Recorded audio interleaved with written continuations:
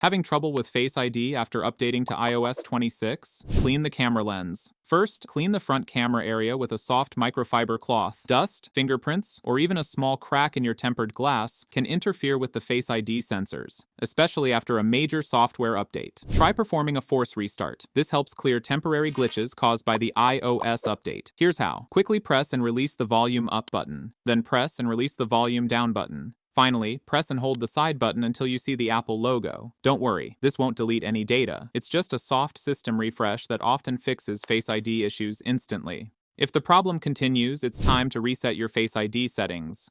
Go to Settings. Scroll and click on Face ID and Passcode. Look for the Reset Face ID option, tap on it.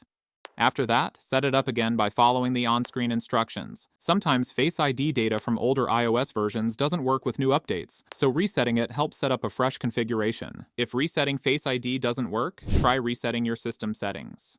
Go to Settings. Scroll and click on General. After that, scroll down to the bottom and click on Transfer or Reset iPhone. Here, look for the Reset, and then select Reset All Settings.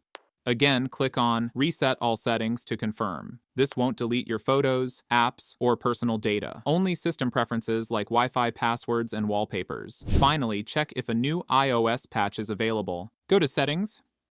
Scroll and click on General.